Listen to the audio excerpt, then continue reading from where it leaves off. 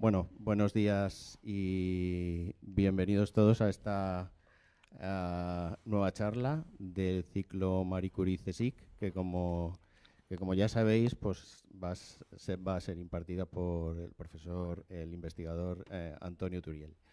Le paso la palabra a Jaime Pérez del Val, que es el responsable de Cultura Científica del CSIC. Muchas gracias. Nada, muy brevemente daros la bienvenida. Agradecer que me hayáis invitado a su vez para presentar a Antonio Turiel y simplemente celebrar que este es la 23ª conferencia de este ciclo, que como cosa excepcional, pero modélica también, organizan 4 institutos del CSIC, que me parece también un valor. Nada, estoy seguro de que la charla de Antonio va a ser fantástica y su fama y su controvertida e interesante también visión de los recursos energéticos, pues va a ser seguro muy interesante. Así que nada más. Le doy la palabra al ponente y muchas gracias. Ahora te presento yo. Bueno, pues antes del ponente voy a hablar yo. Nada, un minuto porque no le quiero, no sé si se oye, sí. No le quiero robar nada de tiempo a Antonio Turiel, que desde luego es, pues, digamos, dime. Tienes que vale, comer. Sí, perdón. Vale. La verdad es que presentar a Antonio Turiel a gente que le conoce, pues es un poco, digamos que, bueno, no una pérdida de tiempo, pero esto lo voy a hacer muy rápido. En primer lugar, quiero agradecer personalmente a Antonio Turiel que esté aquí con nosotros, porque me consta que ha hecho un esfuerzo importante por estar aquí. Viene directamente de Barcelona. Y bienvenido a la que es tu casa, porque es investigador, como vosotros sabéis, y si no lo sabéis, sobre todo a los más jóvenes, es investigador del CSIC, es un investigador que está en el Instituto de Ciencias del Mar de Barcelona.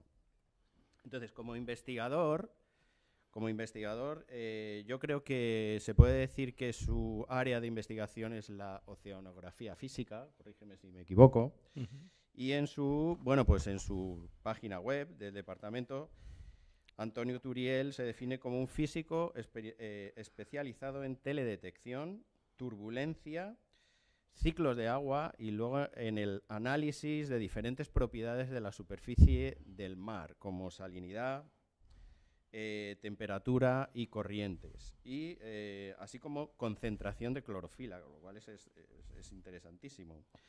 Como investigador, pues tiene más de 140 publicaciones en revistas internacionales. Chicos, esto es mucho, esto es muy interesante.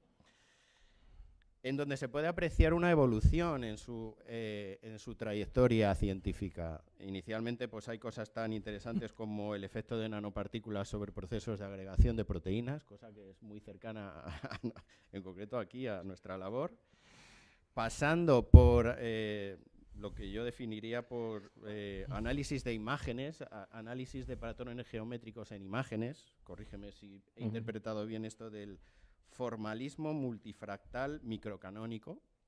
Bueno, pues, y luego ya finalmente a publicaciones relacionadas con la oceanografía física. No obstante, aparte de su extraordinaria labor científica, a Antonio Turiel lo que se le conoce es por su labor, digamos, de warning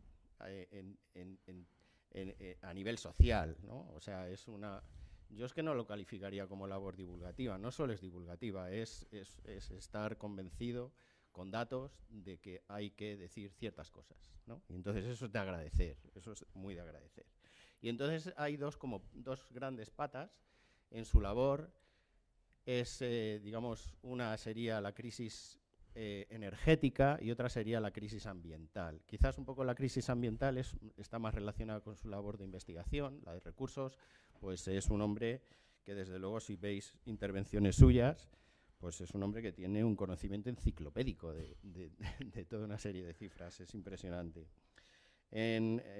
Digamos, con respecto a los recursos naturales, pues es muy famoso el blog que lleva, que se llama The Oil Crash, y tiene 2 libros muy interesantes, como Petrocalipsis y Sin Energía.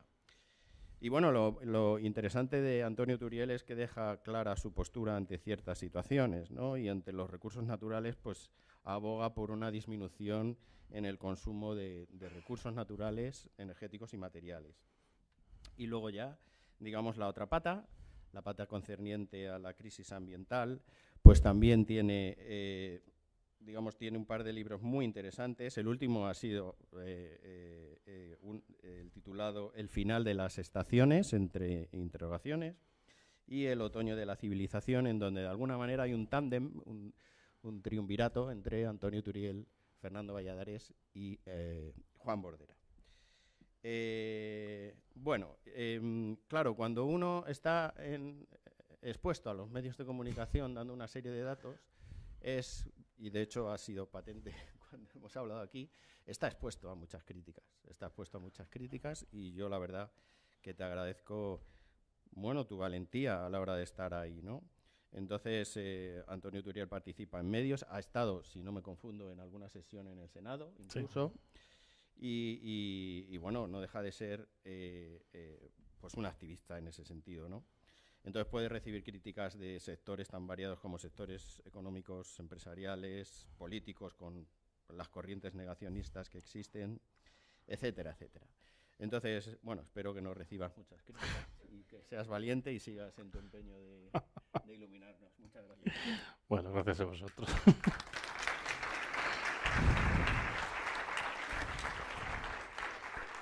Bueno, yo siempre digo que yo aguanto todo esto porque soy de León. No les he dado a todo el mundo ser de León, porque los leoneses son muy obstinados, ¿no? Son muy cazurros. Bueno, la charla que voy a dar hoy es una charla muy parecida a las que vengo dando los últimos meses, porque en realidad hay algunos datos que evolucionan, pero el contenido conceptualmente es el mismo.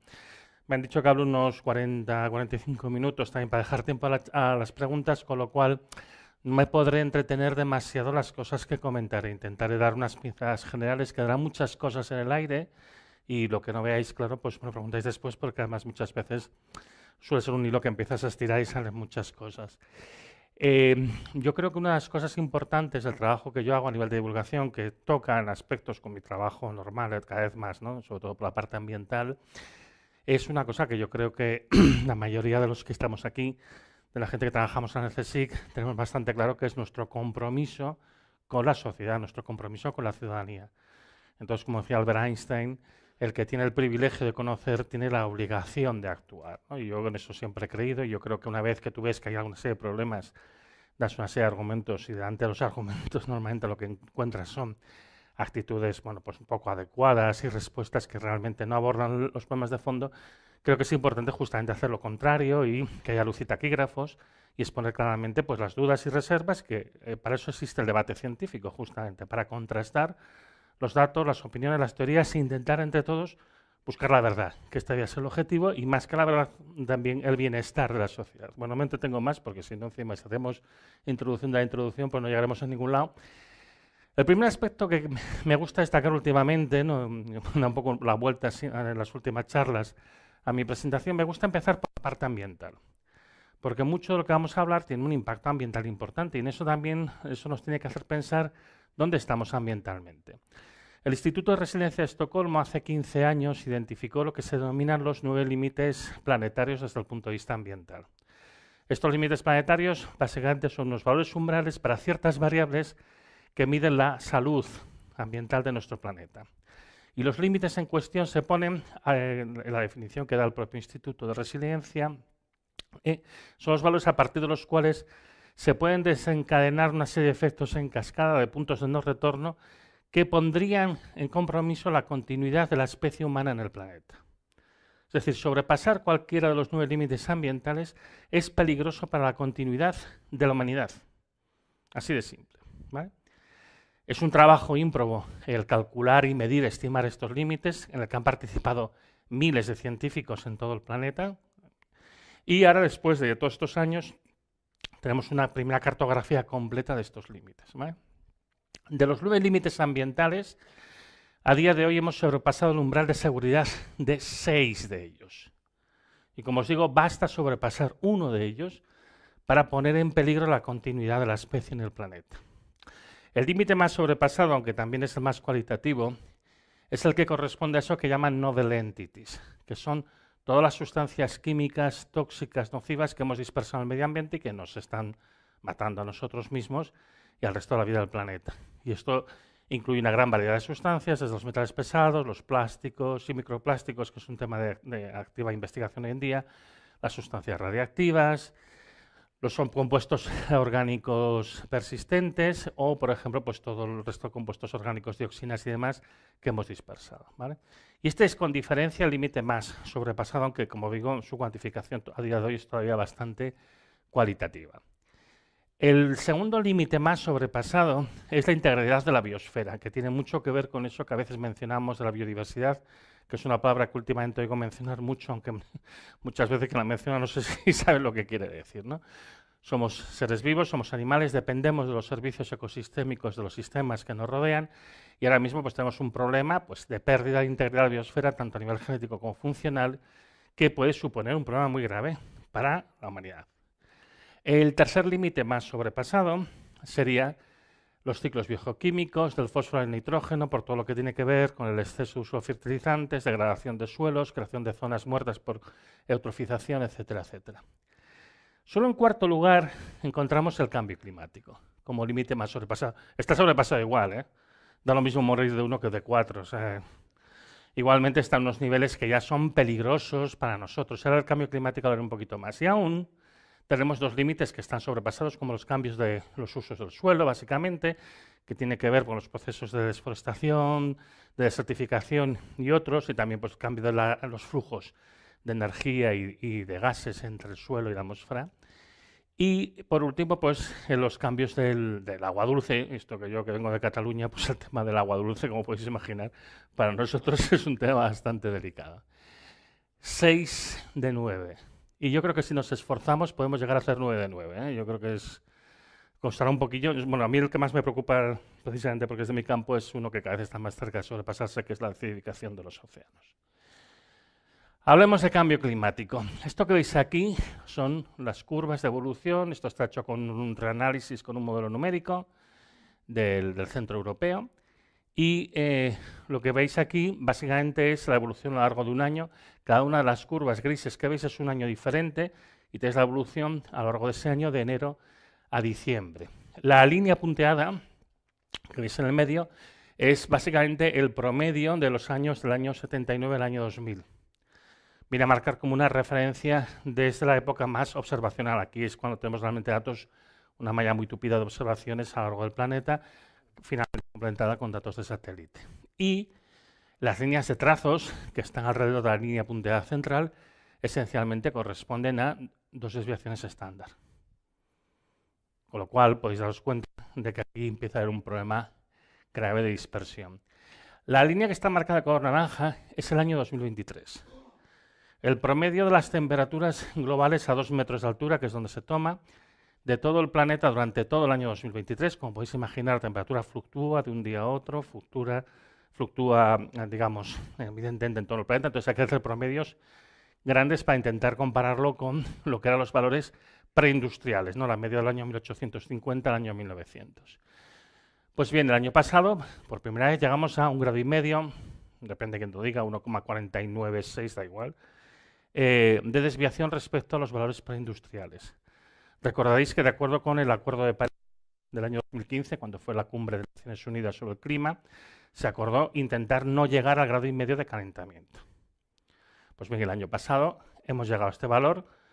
Falta por definir si esto es un valor permanente o es simplemente una oscilación puntual. Pero evidentemente el riesgo de que ya estemos consolidando estas desviaciones respecto a los niveles industriales es cada vez más elevado. La línea de color negra, que no está completa, lógicamente, porque este año no ha acabado, corresponde a el año 2024, que llega hasta aquí. Y esto no está mejorando. Y el año pasado teníamos la excusa de que era un año El Niño. Y El Niño tiene tendencia a subir las temperaturas globales, 0,1, 0,2.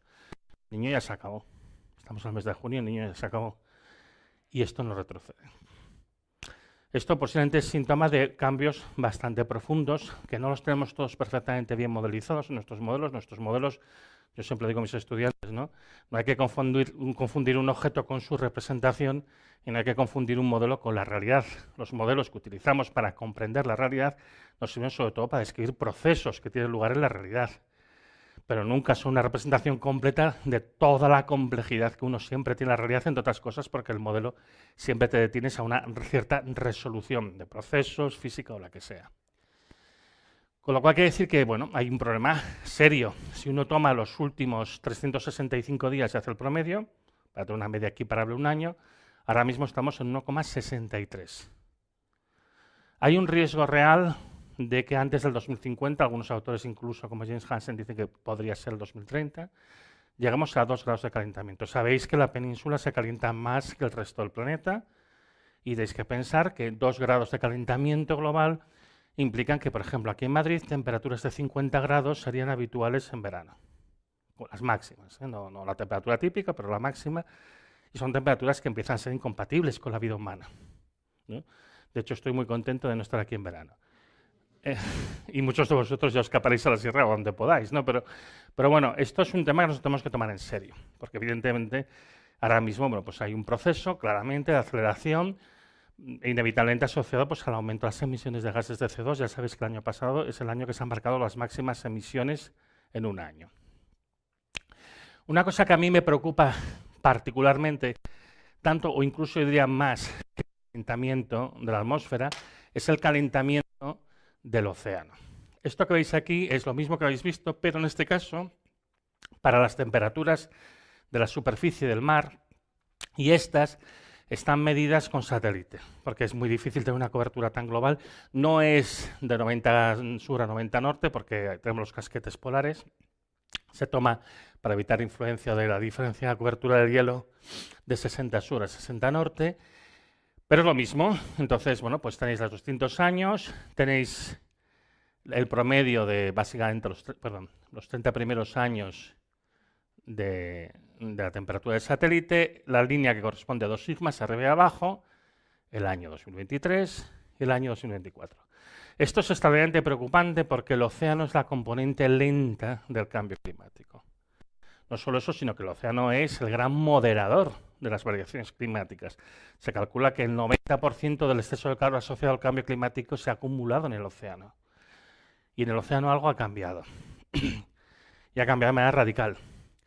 Y esto es muy peligroso, porque el océano ahora mismo está conteniendo una gran cantidad de energía, estamos en una situación también de desbalance radiactivo muy importante, y algo está yendo muy mal, y además ha sido como muy repentinamente, entre comillas, sobre todo estos 2 últimos años, pero que indica una transformación que yo, que trabajo mucho con datos de satélite, nosotros estamos viendo que se estaba gestando desde el año 2016, o sea, ahora explota ahora, pero no es una cosa tan inmediata, aunque en tiempos evidentemente climatológicos es muy rápido, ¿no?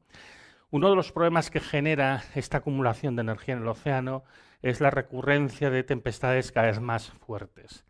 Esto que veis aquí, esta tempestad que está llegando a las costas de Libia, es la tormenta Daniel. Esta tormenta asoló a principios de septiembre del año que viene, del año pasado, en Grecia. En Grecia descargó 1000 litros por metro cuadrado en cuestión de 2 días, que es como el equivalente a 2 años de precipitación. Aparte de dejar unas cuantas decenas de muertos, destruyó el 25% de las tierras de cultivo de Grecia, algunas de manera irrecuperable por las escorrentías. Después de hacer esto, atravesó el Mediterráneo en dirección hacia Libia, pasó por una zona que el Mediterráneo estaba especialmente caliente, sufrió un proceso de intensificación, se convirtió en un medicán, que es un concepto que yo hace 20 años lo oí por primera vez como un concepto teórico, ya lo estamos viendo, que esencialmente es una tempestad mediterránea que sufre procesos de intensificación semejantes a los de un huracán y forma un ojo de huracán y toma velocidades comparables con las de un huracán pequeño, de categoría 1. Obviamente son estructuras convectivas más pequeñas que un huracán, 100, 150 kilómetros, quizá 200, pero claro, con una fuerza devastadora muy importante. Este medicán llega a Libia, un país arrasado por la guerra civil, deja 400 litros por metro cuadrado en 6 horas en una zona desértica, revientan 2 presas, arrasa una ciudad portuaria, se calcula que hay 10.000 muertos y entre 10.000 y 100.000 desaparecidos. Esto es un riesgo que nosotros estamos corriendo continuamente, ¿no? Y no te digo nada de lo que puede venir por la zona del Atlántico. Para que veáis lo que pasó, esto es antes y después de que pasase esta tormenta. Una única tormenta. Estos son unos 200 kilómetros, lo que se representa en esta figura. Esto es uno de los grandes riesgos asociados al cambio climático, la recurrencia de eventos extremos. Y si vais siguiendo un poco las noticias, si vais viendo las cosas que están pasando, veréis que hay muchas noticias de eventos que no son tan usuales, que se están dando con cierta contumacia, con cierta repetición. Otros problemas, que esto más ha servido para inventar una polémica bastante absurda los últimos días en Twitter, que en Twitter es un remanso de paz muy agradable donde tienes que ir ahí a relajarte si te apetece. Bueno, tiene que ver con los estudios que se están haciendo últimamente sobre un posible colapso de la AMOC. No puedo entrar en muchísimo detalle en esto, simplemente daré unas pinceladas. La AMOC es una corriente, sería como un brazo de la corriente del Golfo, van muy juntas hasta aquí que se separan, y esencialmente esta corriente es la responsable de que en Europa se tenga un clima más benigno del que le corresponde por latitud. Tenéis que pensar que pues, todo lo que es la parte norte de Europa y la parte de Europa central, pues París, Berlín, todas estas capitales están a latitudes que son semejantes a las de Canadá o las de Siberia, la parte más meridional de Siberia, ¿no? Entonces, aquí correspondería a un clima menos agradable del que hay, y esto es gracias a esta corriente oceánica que básicamente redistribuye calor y humedad hacia Europa. Esta corriente, tenemos indicios, ahora que tenemos un montón de aparatos de medida y que se están haciendo estudios cada vez más detallados, de que podría estarse ralentizando. Y si se ralentiza, pues tendría unos efectos que serían catastróficos si alcanza global, ¿no? Esta gráfica la he sacado de un artículo que salió en abril de este año, de Van Vesten, y ellos utilizan un modelo numérico para hacer un análisis de sensibilidad, para ver si se puede causar en un modelo numérico una transición rápida. Ellos encuentran que sí, y las consecuencias que tendría, y en el caso de Europa implica caídas de 3 grados por década. Cuando digo Europa, me estoy refiriendo no aquí, esto también es Europa, pero cuando hablo de Europa me refiero más, pues esencialmente, como pone en el artículo, de Montpellier para arriba, no de Montpellier hacia el norte. O sea, esencialmente, pues en latitudes ya un poco alejadas de la franja mediterránea, ¿no? Y se observan pues unas caídas medias que llegan a 3 grados por década durante varias décadas y caídas hasta de 30 grados centígrados. Claro, imaginad que estamos hablando de un calentamiento de 1,6 grados ahora mismo, y los efectos que tiene, imaginad lo que supondría una caída de temperatura de 30 grados, ¿no? Pues una buena parte de Europa se volvería inhabitable, simplemente. Aparte tiene otras consecuencias en el resto del planeta, porque nos gusta mucho mirarnos el ombligo, pero una de las consecuencias de este enfriamiento de Europa es que todo ese calor que llega a Europa pues tiene que ir a algún sitio, claro, no desaparece. Se queda en latitudes medias, además el planeta sigue sufriendo su proceso de calentamiento, y pues esto genera un desplazamiento de la zona donde más llueve, de la ICTZ hacia el sur, y genera problemas de pérdida de precipitaciones en todas las zonas tropicales del hemisferio norte, que por cierto es una cosa que se está observando ahora mismo, e incluso un desplazamiento del monzón indio hacia el sur, ¿no? Con lo cual, muchísimas personas se verían gravísimamente afectadas, ¿no? Entonces, bueno, tenemos que hacer modelos para saber qué pasará con la actual concentración de gases de efecto invernadero.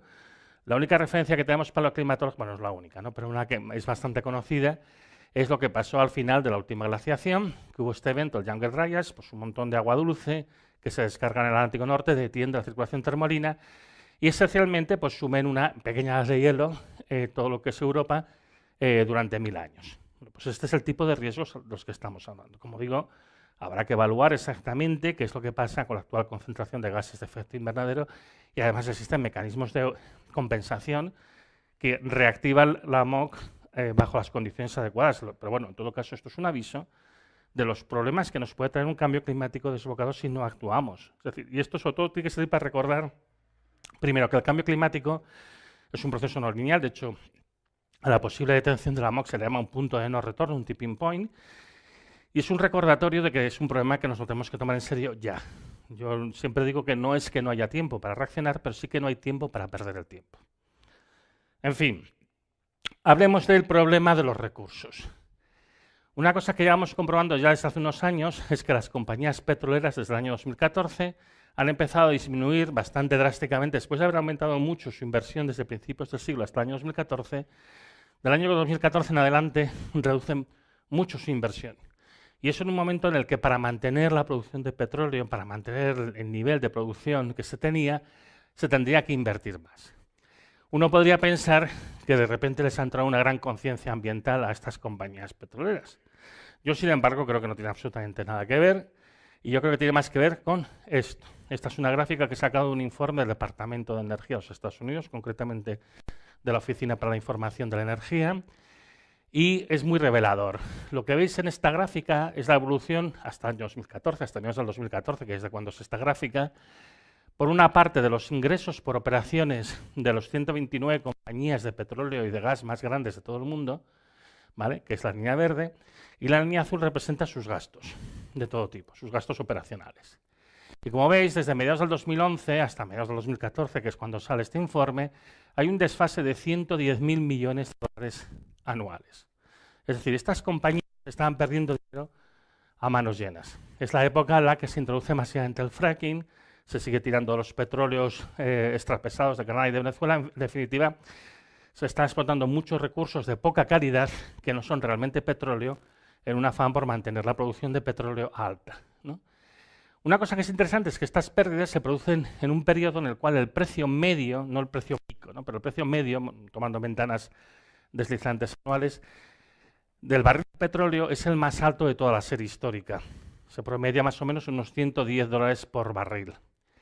Y esto es bastante interesante porque se comprueba que hay un par de momentos en los cuales el precio supera brevemente los $110, aquí, y si mi Parkinson me lo permite aquí, ¿vale?, en los que se supera brevemente el precio de los $120, pero enseguida baja. Y esto no es una casualidad.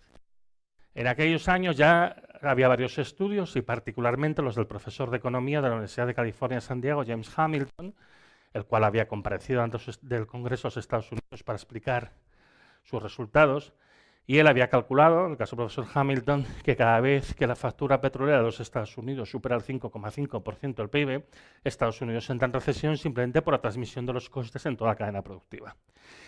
Y eso en dólares del 2011 eran $120 por barril. O sea que sabían que por encima de $120 forzabas a entrar en recesión, y lo que se hacía era mantener el precio en unos 110, alto, pero sin pasar ese límite que fuerza una recesión. Aún y todo, tenemos unas pérdidas en ese periodo que van hasta los 110.000 millones de dólares al año. Para mí esta es la razón real por la cual se empieza a desinvertir. Compañías petroleras pierden la fe en que realmente hay una gran rentabilidad en el sector de la producción de petróleo. Han reducido su inversión en un 50%, es decir, no es que no estén invirtiendo nada, no es que no se estén buscando yacimientos, por supuesto que sí, y no es que no se estén poniendo yacimientos en marcha en esta época, se siguen poniendo yacimientos en marcha. Pero tenéis que pensar que ahora mismo, típicamente al año, se encuentran unos 5.000 millones de barriles. Los rusos dicen que han encontrado no sé qué en la Antártida, que... En fin, bueno, muchas tonterías se dicen, la Guayana, los rusos, Nigeria, no sé qué, bueno. En este momento, de manera real, digamos, hallazgos ya homologados, que se ha visto realmente lo que hay, el nivel de hallazgos se sitúa alrededor de los 5.000 millones de barriles al año. Fluctúa de año a año, como es evidente. Pero estamos consumiendo 36.000. Con lo cual quiere decir que estamos consumiendo 7 veces más que lo que estamos encontrando. Y eso evidentemente anticipa problemas, que es donde estamos ahora mismo, en medio de los problemas. Este tipo de historias, la Agencia Internacional de la Energía lo tiene que ir reflejando a regañadientes en sus informes. Ya el año 2000 conoció que habíamos llegado al máximo de extracción de petróleo crudo convencional, que es lo que llamaríais petróleo, simplemente, y que ya el aumento de la producción de petróleo, de todos los líquidos del petróleo, dependía de lo no convencional. Lo no convencional esencialmente son pues, biocombustibles, los petróleos extrapesados de Venezuela y Canadá, y el petróleo de fracking de los Estados Unidos. A pesar de lo cual, por todo lo que parece, el año 2018 llegamos al máximo de contándolo todo, lo convencional y lo no convencional. Y esto llevó a que en el informe de la Agencia Internacional del año 2018 muestran la previsión para los siguientes años, que me parece la más honesta que ellos han publicado nunca. Y aquí hacen una cosa que es poco convencional, sobre todo desde el punto de vista de la teoría económica ortodoxa, y es que ellos tienen unos escenarios de previsión de demanda que le vienen dados por la OCDE, porque la Agencia Internacional de la Energía es un organismo de la OCDE, Y entonces ellos tienen estos escenarios de posible demanda. El de nuevas políticas es el escenario de referencia, que es la línea azul. El del desarrollo sostenible, si nos tomamos en serio eso el cambio climático, como diría la... tal. Una cosa muy rara de esta gráfica, además, es que está cortada. Solo muestra una previsión hasta el año 2025, ¿no? Desde el 2018, normalmente muestran 20 o 25 años, aquí muestran 7.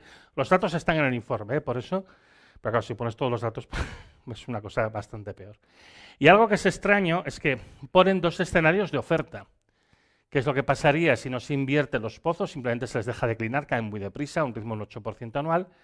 Y esto es lo que dice el declive observado. Y es como declinan, teniendo en cuenta que sí que se hacen operaciones de mantenimiento, de mejora y de extracción mejorada, ¿no?, de los yacimientos. Con lo cual el decaimiento sería solo de alrededor de un 5,5% al año. Muy rápido igualmente. Y nos dicen, para el año 2025, lo que nos hacía el año 2018, podría llegar a haber un déficit con respecto a la demanda esperada de 34 millones de barriles diarios.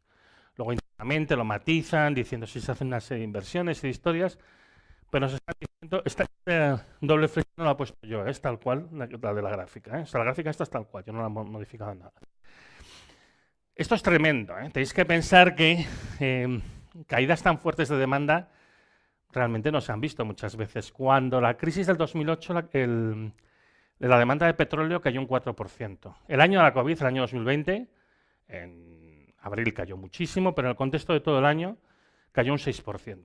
Para ver caídas tan grandes, son 34 millones de barriles sobre 100 millones de demanda, o sea, un 34%, hay que irse a la Segunda Guerra Mundial. En la Segunda Guerra Mundial, la demanda de petróleo cayó un 20%. Y aquí estamos hablando de un 34%. El año que viene no va a pasar esto, pero esta era la previsión que ellos manejaban, unos escenarios que ellos manejaban, ¿vale? Lo cual ya te está diciendo que hay un problema gordo. En el año 2020 hacen esta gráfica muy parecida a la anterior. ¿Qué diferencias tiene? Bueno, primero que nos enseñan hasta el año 2040, gracias. Ya vemos 20 años de previsión. Y la otra diferencia es que lo que antes pintaban como unas líneas, ahora lo pintas como unas franjas sólidas, ¿no? Como yo siempre digo, van al estuche del crío, le cogen el rotulador y lo pintan todo rayado. ¿Sabemos de dónde va a salir ese petróleo? No, pero es bastante poco serio, pero esto es lo que se hace. Esto es lo que se hace en informes oficiales que utiliza para su asesoramiento, por ejemplo, el gobierno de España o el gobierno de los países de la OCDE en general, ¿no? Entonces, bueno, pues estamos viendo que dependiendo de en qué escenario nos encontremos, el de que no se invierte nada o se invierte lo mínimo para seguir tirando, pues la caída respecto a la demanda estaría entre un 20 y un 50%. Una caída muy importante en el año 2025, el año que viene, ¿vale? Bueno. Año 2021, fijaos de momento en el panel de la izquierda. Aquí la diferencia importante es que hemos ido al estuche del crío y le hemos cogido otro rotulador, ¿vale? El amarillo. Lo que antes pintábamos de verdad lo pintamos de amarillo. Y ahora inventamos un nuevo escenario que le llamamos cero neto en el año 2050, que como por casualidad se solapa perfectamente con ese escenario de invertimos solo en mantener los campos que están ahora mismo en funcionamiento. Lo dice el propio pie de foto, ¿eh? Lo dice el propio... Esta franja representa al mismo tiempo la producción si simplemente se invierte lo existente y lo aprobado, y además coincide con el escenario del cero neto. Este escenario del cero neto es un escenario que se asume que se va a producir una transición a un 100% renovable, ¿vale? Que implica una extracción de materiales absolutamente inaudita, inverosímil. Que esto, por cierto, es una cosa que veréis que cada vez se va hablando más, y no solo del cobre, ¿vale? Están previendo, por ejemplo, que la producción de litio de aquí al año 2050, para poder hacer esto, se va a multiplicar por 120. La de níquel y cobalto por 42, la de grafito por 25. Son cosas que en tu fichero Excel haces una división y te da un número, claro. Pero eso no quiere decir que ese número sea medianamente realista. Pero este escenario es muy importante porque pensad que el pensamiento económico dominante en la agencia es la de la teoría económica clásica. La económica clásica se supone que hay esa cosa que dicen el principio de infinita sustituibilidad de los factores de producción, según la cual, pues si algo falta, el mercado encuentra un sustituto a un precio adecuado. Entonces, oferta y demanda siempre están equilibrados. Ellos no pueden aceptar que se esté produciendo un pico en la oferta de petróleo. Y entonces se considera que si se observa el pico, como por cierto ya se observa aquí en los datos del pasado, esto es porque realmente lo que ha pasado es que no queremos consumir más petróleo. No es que no podamos, es que no queremos. Porque contradice la teoría económica clásica. Por lo tanto, vamos a pensar que lo que está pasando es que se está produciendo, o va a producirse, o está por producirse, una transición masiva de lo renovable a una dimensión desmesurada. Pensar que este es el año 21, que también es cuando se empieza a hablar de los fondos de resiliencia, del Next Generation, de las inversiones masivas en renovables.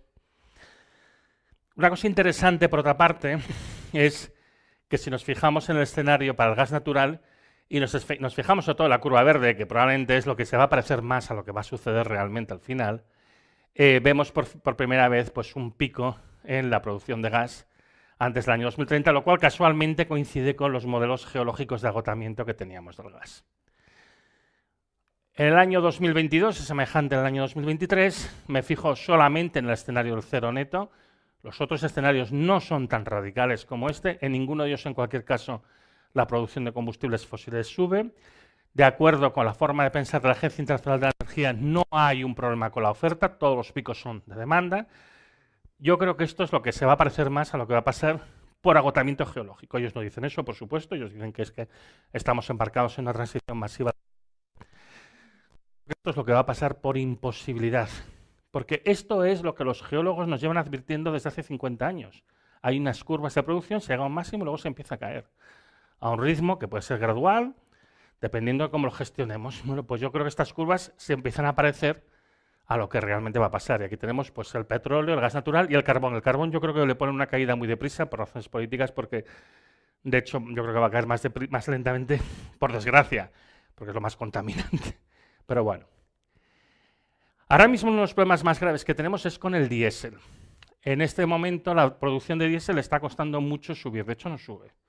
Desde el año 2015 tocó máximo, estuvo entre 2015 y 2017 oscilando. Luego empezó a bajar, el año 2020 evidentemente cae por culpa de la COVID, luego intenta recuperarse, se ha hecho mucho esfuerzo por recuperarse, pero luego cae y veis el último punto cae un montón. Dependiendo del mes, además, obviamente la guerra en Ucrania no ayuda mucho. En los últimos meses tenemos un déficit con respecto a los niveles del año 2015 a 2017 de entre el 8 y el 20%. Falta diésel en el mundo. Las últimas cosechas en Argentina se perdió una parte por culpa de diésel y Argentina por culpa de la falta de diésel, y Argentina es un país productor de petróleo. Pasa lo mismo en Venezuela, pasa lo mismo en Nigeria, que es un proveedor importante de petróleo para España. Y el diésel es literalmente la sangre de nuestro sistema económico. Diésel es maquinaria pesada, diésel es transporte, diésel es agricultura, diésel es minería. Estos son unos problemas más gordos que tenemos ahora mismo sobre la mesa, que está afectando ya a muchos países. Pero mientras nosotros consigamos diésel en el mercado internacional, parece que no nos importa. La situación de España es un poco diferente, pero aquí hablo más del caso de Europa. Es un riesgo enorme al que nadie quiere mirar. Me falta por comentar el uranio. Estos son los datos de la extracción de las minas de uranio hasta el año 22. Ahora aquí poco saldrán los datos del 23.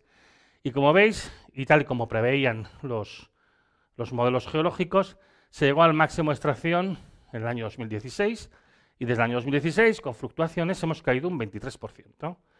Y el último año probablemente habremos caído otro 4 o 5% adicional. Cuando salgan los datos lo veremos. La previsión que hace incluso la propia Asociación Nuclear Internacional es que vamos a caer otro 50% más en los próximos 20 años. No hay ningún renacimiento nuclear a la vista. Lo que hay es un agotamiento del uranio. Cosa que también, por cierto, nadie se sabía, ¿no? ¿O por qué creéis que va Macron a mendigar uranio a Kazajistán, que es una república satélite de Moscú? Pues porque es el principal productor de uranio del mundo, tiene casi el 40%, también ellos tienen sus problemillas, por eso comienza a faltar uranio en el planeta. Bueno, esto me lo paso rápido, es un resumen de la situación de las fuentes de energía no renovables. Llegamos al máximo de producción de petróleo crudo convencional en el año 2005, hace 19 años, no acaba de pasar. Entonces se producían 70 millones de barriles diarios, ahora ya se producen solamente 60, ha caído como un 14%. En el 18, si contamos todo, ahora mismo la caída respecto a los niveles del 18 está alrededor del 3%, hemos caído poco todavía, representaba el 30,6% de la energía primaria mundial. El carbón, que es la segunda fuente de importancia, está subiendo, pero muy lentamente desde el año 2014, aún sube, tiene potencial para subir. El año que marca el máximo es el último año del que tenemos datos consolidados, que estos son datos del Energy Institute, del anual del 2023, que corresponde al año anterior. y representaba el 26,7% de la energía primaria mundial. El gas momentáneamente llegó a un máximo en el año 21, en el año 22 se produjo un poco menos. Yo creo que todavía tiene potencial para subir un poquito. Estamos ya muy cerca también de su máximo y representaba el 23,5% de la energía primaria mundial. Y el uranio claramente llegó al máximo en el 2016 y representaba el 4%.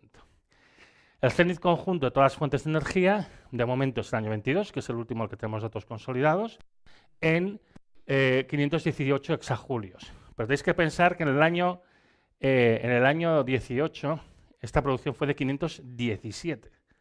Esto prácticamente ya no se mueve. O sea que estamos ya llegando al máximo. Y va a empezar a declinar, en el caso del petróleo ya está declinando, y en el caso del uranio ya está declinando. Y representaba el 86% de la energía primaria mundial, ¿vale? Un recordatorio aquí, bueno, veréis todos del ámbito de las ciencias, no hace tanta falta que lo diga porque la gente también tiene mucha confusión. Cuando hablamos del agotamiento de las materias primas no renovables, no es que esto se acabe de un día para el siguiente, no es el modelo del barril que tú abres un grifo y va saliendo el agua hasta que se acaba. No, hay una curva de extracción, al principio pues vas mejorando tu conocimiento de los yacimientos, llegas a un máximo y luego vas bajando, ¿vale? En un proceso que se alarga a lo largo de los años y las décadas. Yo esto siempre lo comparo con una persona a la que le están bajando el sueldo, ¿no? Si a ti te bajan el 3% cada año, por ejemplo, yo viniendo de Cataluña está bien, esto el 3%. Esto es una broma para los más mayores, los más jóvenes seguro que no lo han pillado. Bueno, pues si te bajan el sueldo un 3% cada año, tú van pasando los años y sigues cobrando dinero. No es que no cobres, no es que te quedes sin nada, pero claro, lógicamente te cuesta cada vez más llegar a final de mes. Bueno, pues este es nuestro problema con el suministro energético no renovable. Nuestro sueldo energético está bajando y esto está creando cada vez más problemas de suministro de todo tipo y la vida evidentemente se nos hace más difícil y esto favorece la conflictividad entre los países y entre los países. Bueno, por tanto, bien sea por el problema ambiental, que como hemos visto es gravísimo, que incluye el cambio climático, pero no es solo el cambio climático, bien sea por el problema del agotamiento geológico, que esto ya sí que nos dice no queda más remedio, tenemos que hacer una transición al 100% renovable y que nadie se engañe, porque hay gente que le gusta decir que yo soy antirrenovable, mentira podrida. Yo digo que hay que hacer una transición al 100% renovable. Además, es una transición que es urgentísima. Tenemos que hacerla ya. Ahora bien, en el modelo que estamos apostando por la transición renovable, hay que tener en cuenta que todo sea renovable de aquí a unas décadas, que lo será, seguro que lo será, no quiere decir que sea la misma cantidad de energía que estamos consumiendo ahora, ¿eh? Todo sea renovable, pero eso implica que sea lo mismo que estamos consumiendo ahora. Y es que las energías renovables, los sistemas en los que estamos pensando, sobre todo, que es lo que yo denomino la renovable eléctrica industrial, que consiste en hacer grandes parques de energía renovable para distribuirlo en una red de alta tensión para ser consumido en grandes centros de producción y de consumo. Bueno, pues este sistema en particular pues tiene muchas limitaciones. Hay una cantidad máxima de energía que se puede extraer, dependen de materiales que son escasos, se instalan utilizando energías fósiles y hay dificultad añadida de la electrificación. Limitaciones. Esta me hace mucha gracia porque además esto es una cosa que dijimos hace muchos años, por la que nos han llamado imbéciles de repetidas maneras y repetidas veces, ¿no? Y sin embargo ahora pues se está empezando a ver. Este es un trabajo del año 22, un análisis de los parques eólicos del Mar del Norte, ahora que ya han instalado allí centenares de aerogeneradores y se encuentran que su producción es un 20% inferior a lo que estaba inicialmente estimado. Y se encuentran que los efectos de estela de los campos eólicos no son unos pocos kilómetros, sino que empiezan a ser centenares de kilómetros. Una cosa que tiene bastante que ver con un trabajo que hicieron mis compañeros de la Universidad de Valladolid hace ahora 12 años, en los que dijeron que toda la energía que uno puede extraer de la atmósfera solo puede ser de la capa límite planetaria, de la zona a la cual se adapta a las condiciones de altos vientos de la alta atmósfera a las condiciones de no slip, de no deslizamiento de la superficie, que rodea todo lo que es sólido. Entonces la cantidad de energía es grande, pero no es tan grande. Y no se puede extraer tanta cantidad y generarse efectos no lineales. Bueno, pues ahora lo estamos encontrando. Segundo problema grave, ahora mismo uno de los más graves. Hay una limitación en los materiales que se necesitan para hacer la transición. Alicia Valero es una catedrática de la Universidad de Zaragoza que lleva estudiando esto desde hace muchos años, antes con su padre. Ahora su padre creo que está afortunadamente jubilado. Y ella sigue con este trabajo. RQR también es maña, los maños también son muy obstinados. Y bueno, pues ellos con su grupo tienen identificados estos 14 elementos químicos de los cuales no hay suficientes reservas, contando las probadas y las probables, como para que todo a la vez transición. No hay suficiente. Y esto incluye la plata y el telurio para las placas fotovoltaicas, el galio y el indio para algunos aerogeneradores de más altas prestaciones, el litio, manganeso, níquel y cobalto para las baterías, y cobre. Todos los días roban cobre. Yo cada 2 días llego tarde al trabajo porque alguien ha tenido que robar el cobre de un transformador. Falta cobre por todos los lados. El cobre está por las nubes, el precio está casi más, bueno, está más caro que el del cacao. Falta cacao, por cierto, al que le gusta el chocolate. Bueno, esto es un tema que era conocido. Porque además, aparte de que no hay reservas suficientes como para que todo el planeta haga la transición al mismo tiempo, estas máquinas también tienen su pico. Lo que pasa con el cobre es que está muy cerca ya de su pico de producción y a partir de aquí. Con lo cual implica que hay que hacer mucha transformación. Evidentemente se puede reciclar, se puede hacer muchas cosas, pero esto no es tan sencillo como parecía. Y luego está el problema de dependencia de los combustibles fósiles. En general, estos sistemas que estamos proponiendo de renovable eléctrica industrial es industria pesada en general. Y dependen de los combustibles fósiles. Y hay autores que plantean que si no hubiera los combustibles fósiles, no serían realmente fuentes de energía. Se utiliza mucho combustible fósil en todas las fases, desde la extracción de los materiales en la mina, el refinado, el procesamiento, la mecanización, fabricación, la instalación, el mantenimiento, el desmantelamiento y todas las fases de transporte, que nos hacen ver que, bueno, que cuando esos combustibles fósiles empiezan a escasear, estos empiezan a tener problemas, incluso de rentabilidad. Ya el caso más sangrante, todas las compañías tienen problemas, pero el caso más sangrante, si lo habéis seguido los últimos años, es el de Siemens Gamesa. Gamesa es una empresa española, vasca de hecho, que fue comprada por Siemens hace unos años y se ha metido en un embolado. Porque aparte de todos los problemas que aquejan al sector, ¿no? Aparte del problema de encarecimiento de costes, problemas de cadena de suministros y demás, se han encontrado que han querido correr mucho. Entonces resulta que los aerogeneradores que instalaban hace unos 3 años, los más grandes de 5 a 7 megavatios, tienen problemas estructurales graves y llegan a romperse al cabo de entre 3 y 5 años de operaciones. Esto está generando un problema inmenso en Gamesa, hasta el punto de que en octubre del año pasado suspendieron la fabricación. O sea, después de haber perdido varios miles de millones en el año 2022 y el 23, han decidido parar porque se encontraron que, claro, que vendía les ponía pérdidas y ya está generando un problema, como se puede imaginar, en toda la zona, en el ecosistema industrial en el que estaban radicados. No solo Gamesa tiene problemas, ¿eh? Otras compañías como Nordex, que es de Acciona, también tienen sus cosillas. Vestas también tiene sus cosillas. Todo el mundo tiene algún problema, no es tan sencillo. Y uno de los problemas más gordos que planea en concreto sobre Gamesa es esto, que en un momento dado, pues la gente que ha comprado e instalado aerogeneradores de ellos, pues presenta una demanda colectiva. Yo creo que esto posiblemente se va a arreglar extrajudicialmente, pero pensad que estamos hablando de muchos miles de millones de dólares aquí. Y esto, evidentemente, pues pone en peligro a Gamesa. De hecho, el último consejero delegado ha dimitido y ahora ya se está diciendo, a pesar de que se había negado, que va a haber un ERE y, bueno, en fin, vamos a ver qué va a pasar. Sin embargo, y esto es una cosa que me he encontrado, por ejemplo, cuando fui al Parlamento de Cataluña, hay como una especie de pacto de silencio en hablar de esto. Aunque es notorio y evidente. Bueno, a mí me han llegado a llamar imbécil, me llaman imbécil muy a menudo, cosa que, por cierto, yo reconozco que lo soy, ¿eh? Pero no tiene nada que ver, o sea, pues un imbécil puede decir una cosa que sea cierta, ¿no? Pero a mí me han llegado a decir, porque esto lo dije en la tele, de que se rompen los aerogeneradores, no sé, eso es mentira, no sé qué. Digo, pero si están los informes de la propia compañía. Es que ya hemos llegado, bueno, ya, como también hemos pasado al negacionismo climático, al negacionismo meteorológico, ¿no? Es que es de día. No, ¿qué dices, imbécil? Y digo, imbécil sí, pero es de día, no tengo la culpa. Bueno, pues hay una especie de pacto de silencio de no hablar nada de esto porque estamos muy ansiosos por gastarnos los fondos Next Generation y no podemos poner en peligro esto. Bueno, un poco lamentable, pero es así.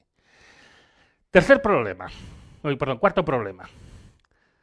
Todos tenemos clarísimo que tenemos que hacer una transición a 100% renovable dentro de este modelo de renovable eléctrica industrial.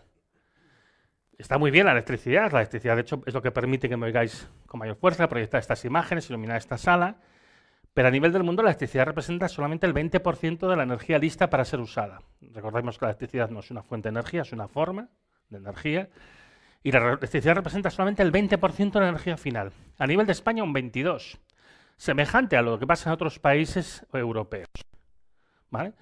Y está costando mucho aumentar. Yo creo que se puede aumentar una parte importante, sobre todo si apostamos por el tren, que es lo que yo creo que tenemos que apostar, que es el verdadero vehículo eléctrico. No lo hacemos por razones X, pero cuesta mucho. Hay una parte de los procesos industriales que sabemos que son de difícil o incluso imposible electrificación.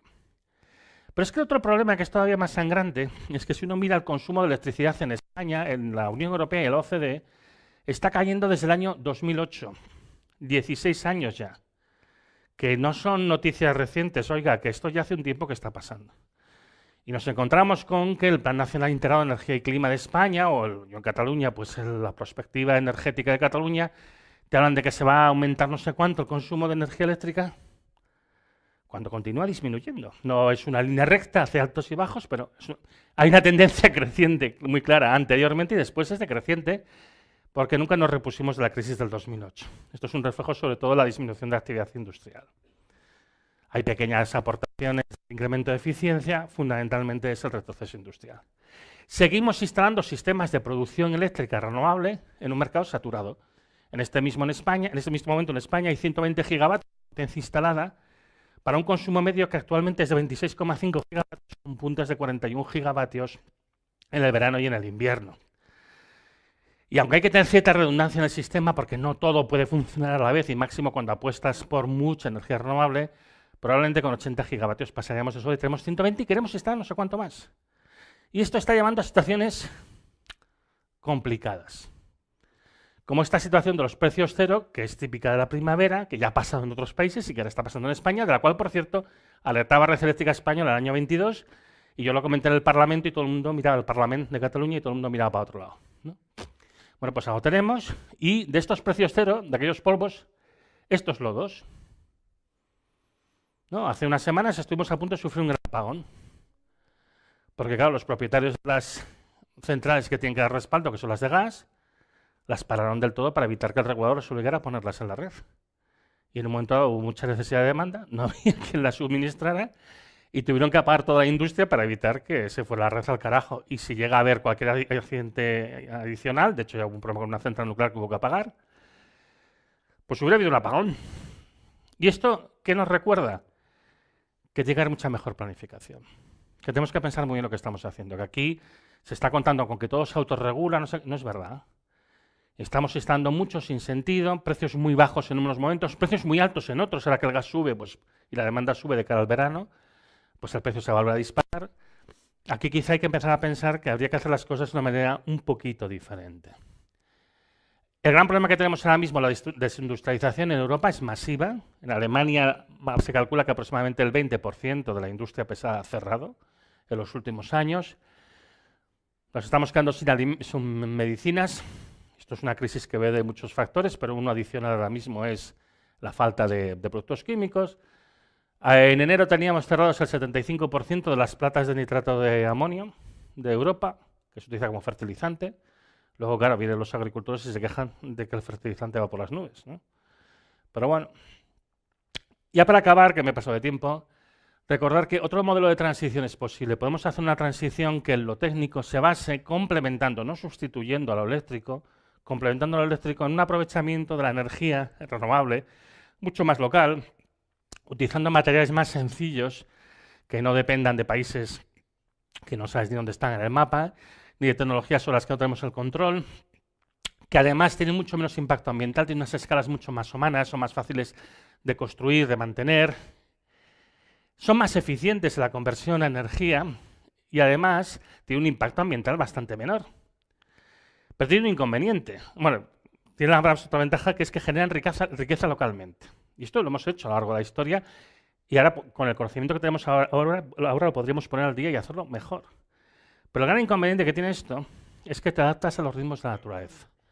El gran inconveniente que tiene esto es que no te permite mantener la ilusión, yo diría la falacia, de que puedes crecer infinitamente en un planeta finito, que es la base del sistema económico en el que estamos y que es la base de todos los problemas de los que yo llevo hablando toda la charla.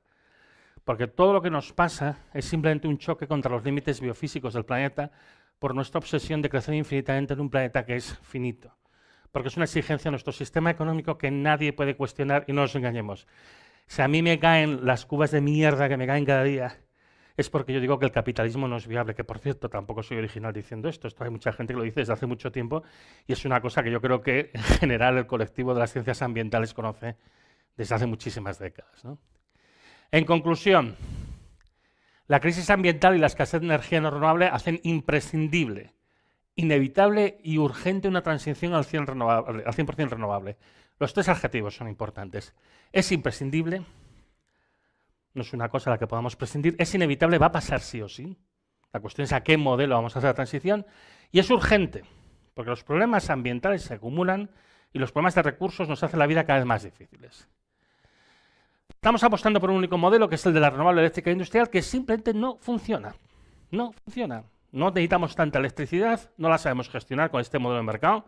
Eso se podría tratar, eso se puede hacer de una manera diferente. Pero al final no es electricidad lo que necesitamos, aparte de todos los materiales que se necesitan, que no van a estar disponibles para que todo el planeta haga lo mismo. Lo peor es que estamos muy centrados en la típica visión a corto plazo del beneficio, y esto es muy peligroso, porque nos está haciendo que nos centremos solo en esto, y es el único modelo que se puede discutir. No está resolviendo los problemas. El año pasado es el año que más sistemas de aprovechamiento de energías renovables se instalaron, y al mismo tiempo fue el año en que las emisiones de CO2 fueron las máximas. O sea que aquí hay algo aquí que es un poco disfuncional, que no acaba de funcionar, pero estamos tan centrados en esto que no contemplamos nada más. Aparte del caso de Europa, nos enfrentamos a una situación de fuerte desindustrialización que requiere una actuación inmediata, porque el poderío económico de Europa se basa en su capacidad industrial. No podemos permitirnos continuar perdiendo músculo industrial. Tenemos que buscar una alternativa para funcionar, para poder seguir siendo un continente relevante en el contexto mundial, porque si no, simplemente somos una pequeña región marginada donde unos oligarcas rusos tendrán unas villas y poco más. Desde el punto de vista técnico, se tiene que apostar por la renovable no eléctrica. Esto es una cosa que yo creo que no insisto demasiado, para lo que se tiene que insistir. No es que se tenga que sustituir todos los usos eléctricos, que eso es una tontería. Hay que aprovechar la energía también de manera no eléctrica. Y hay que integrar los procesos productivos, la producción de energía y la producción de los bienes que se produzcan. Y desde el punto de vista social es absolutamente urgente abandonar esta idea tóxica del crecentismo. ¿Quién puede concebir que se pueda crecer infinitamente en un planeta finito? No tiene ningún sentido. Esto lo entiende un niño pequeño. Yo se lo expliqué a mi crío cuando tenía 6 años, ahora tiene 13, y lo entendió la primera. Entonces no puede ser que esto sea lo que al final modele todas las políticas públicas. El crecimiento económico al alza es imposible. Es que estamos topando con los límites biofísicos del planeta.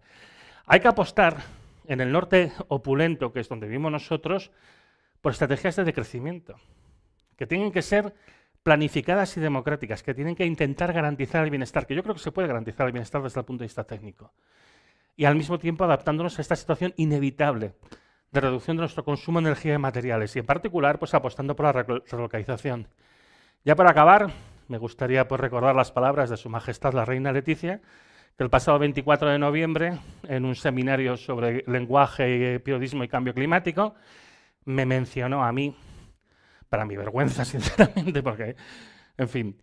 Pero lo interesante, ella dijo muchas cosas interesantes, mucho más interesantes que mi nombre, desde luego, pero entre otras cosas dijo esto, que no existe el crecimiento sostenible, lo cual es una cosa que sabemos desde la Comisión Brundtland del año 1991. Crecimiento sostenible es un oxímoron. El director de la Real Academia Española no parecía estar muy de acuerdo, pero es una cosa que ya está en el debate público, es una cosa que es necesario hablar. Tenemos que apostar claramente por hablar del decrecimiento y de qué modelo de crecimiento queremos en el norte global para poder adaptarnos a los límites planetarios. Gracias por vuestra atención.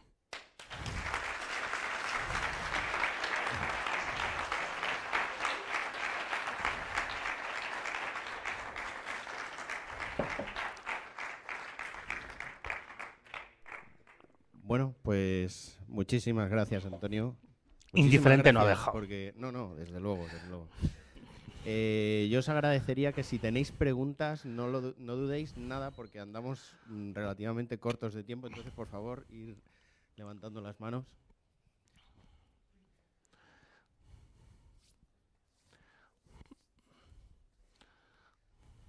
Muchas gracias por la presentación. A mí me llama poderosamente la atención que todavía no exista ningún reactor nuclear de fusión.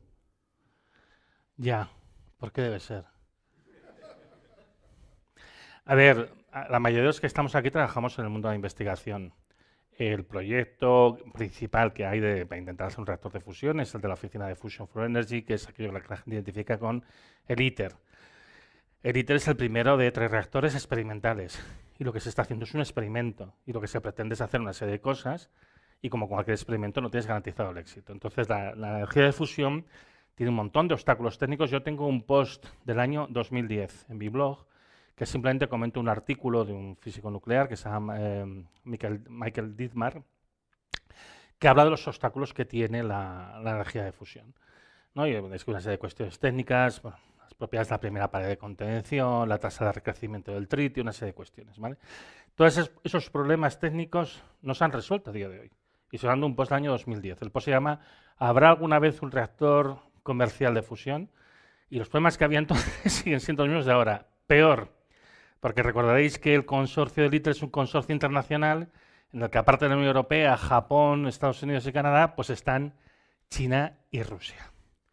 Y ahora mismo esto como que es un pelín conflictivo, ¿no? En medio de todo. Ya tenemos muchos retrasos, pero eso encima, pues la verdad es que ayudar no ayuda demasiado. Hola, muchas gracias. Una cuestión. ¿Qué hacemos con este discurso que ya no es negacionista, que no niega el cambio climático, que no niega el agotamiento, pero que sencillamente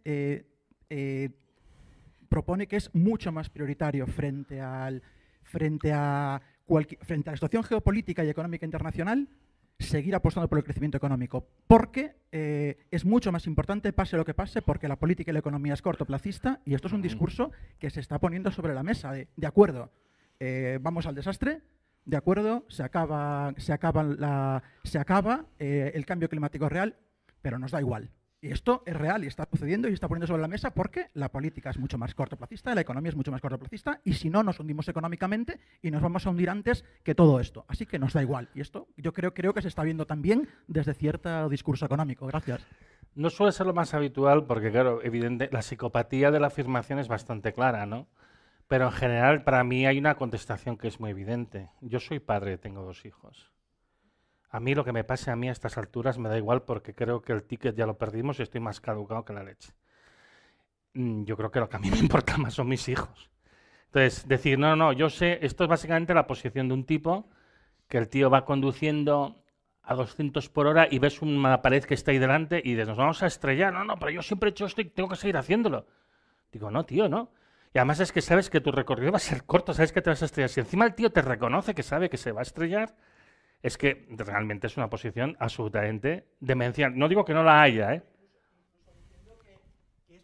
Incluso diciendo que va a ser peor lo que nos va a pasar económicamente que lo que venga después. Que nos vamos a hundir antes y que el futuro inmediato es mucho peor si no seguimos creciendo. Yo personalmente sobre eso creo que hay una posición que es muy clara y que yo más creo que tiene mucho que ver con este discurso. Yo apostaría por una democracia radical. Preguntémosle a la gente. Yo estoy convencido de que, yo qué sé, la cajera de mi súper se le dice, tenemos que seguir apostando por el crecimiento económico, aunque de aquí a 20 años nos vamos a morir todos. O vamos a hacer una cosa que va a ser durilla, no vamos a pasar mal, pero vamos a encontrar una vía alternativa para sobrevivir. Estoy seguro de lo que me va a decir. Entonces, creo que hay que preguntarle a la gente. De todas maneras, este discurso, aunque se haga, tiene un problema muy gordo en este momento. Y es, ahora no parece haber maneras muy fáciles de mantener el crecimiento. En España tenemos crecimiento por la fuerte inyección de fondos Next Generation y por la turistificación que está causando estragos en muchas ciudades de España, que estáis viendo pues, todas las manifestaciones que se están produciendo, ¿no? Entonces, ahora mismo, pues tú vas a Alemania, ¿qué ha pasado en estas elecciones? No quiero meter tampoco tanto follón político, pero no parece que esté habiendo un gran despegue económico, ¿eh? O sea, que ahora mismo mantener ese discurso resulta un poco complejo, porque es contrafactual. Es decir, en este momento no estamos creciendo y lo que sí que están creciendo son las desigualdades y los problemas. Yo creo que la mejor manera de contrarrestar este tipo de discursos y otros un poco más elaborados es con datos y haciendo mucha pedagogía. Ahora, es difícil y pesado, porque además sabes que se da el principio este de Brandolini, ¿no? Que la cantidad de energía que tú necesitas para refutar una chorrada es 1 o 2 órdenes de magnitud superior a la que se necesita para crear la chorrada en sí, ¿no? Entonces, bueno, a pesar de eso, yo creo que además nuestra obligación como científicos en ese sentido es ser militantes, ser beligerantes y decir, no, es que aquí se tiene que imponer la fuerza de la razón, la fuerza de los datos y la búsqueda de la verdad. Es que qué otra cosa debería hacerse. Pero sí, fácil no va a ser, ¿eh? Eso ya lo sabemos. Hola.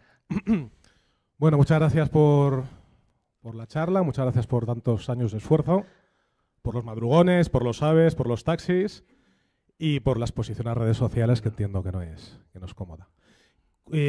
Comentar que con lo que decías de si le preguntas a la cajera del súper, ¿no? que es lo que quiere en 20 años, Yo añadiría también que, de continuar con el discurso que comentaba el compañero, aparte de todos los inconvenientes que he comentado, probablemente la cajera del súper va a tener que enviar a su hijo a matar o a morir a una trinchera en África. Muy bien dicho. Para Sí, pelearse sí. probablemente con los rusos por los últimos restos del cobalto o del litio o del mineral que sea. Entonces, el discurso crecentista nos lleva a la guerra. Está claro. A la guerra por los recursos. Y guerra, no guerra que vivirán nuestros nietos, no, guerra que viviremos nosotros. Probablemente tú y yo no iremos porque somos viejunos, pero nuestros hijos o nuestros nietos sí que entrarán en edad militar. Y eso es una mierda. Mira, a mí te agradezco que hagas el comentario porque es un tema que me atormenta desde hace muchos años, porque yo sé que este es un tipo de consideraciones que las altas instancias se tiene y no de ahora, ¿eh? Ahora no lo puedo comentar porque me estáis grabando, pero off the record ya te comentaré alguna cosilla. Y sí, a mí me atormenta porque yo sí que veo que envíen a mis hijos a luchar, no sé muy bien por qué. Y no será contra Rusia, ¿eh? Yo creo que será para intentar coger los últimos despojos en África. Y yo creo que es importante decirlo, ¿no? Es que esto no tiene ningún sentido, es una huida hacia adelante. Y efectivamente, si ahora tenemos esta apuesta por el militarismo y también pues por este populismo que se impone de dar soluciones, de decir que da soluciones sencillas a problemas complejos, a lo que nos está llevando es a una auténtica masacre y a nuestra inmolación. O sea que yo creo que eso es importante que se sepa, y particularmente la gente más joven que estéis aquí, tenéis que tener presente que este es uno de los grandes riesgos del futuro. Es decir, porque en esta absoluta locura de intentar seguir adelante con este sistema que no funciona, puede llevarse a las generaciones más jóvenes por delante y nos tenemos que oponer con todas nuestras fuerzas, particularmente los que, como tú dices, ya somos viejunos y estamos ahora un poco todavía en cargo de pues decir, no, es que esto hasta cierto punto lo hemos alimentado nosotros mismos y nosotros tenemos que pararlo. Sí. Y desde el punto de vista más técnico, me gustaría si pudieras dar alguna pincelada de por qué las TICs, Internet, ordenadores, móviles, TikTok, por qué obligatoriamente va a decrecer y va a bajar, y de hecho es como lo más vulnerable, ¿no? Sí, bueno, de hecho ya está pasando, ¿eh?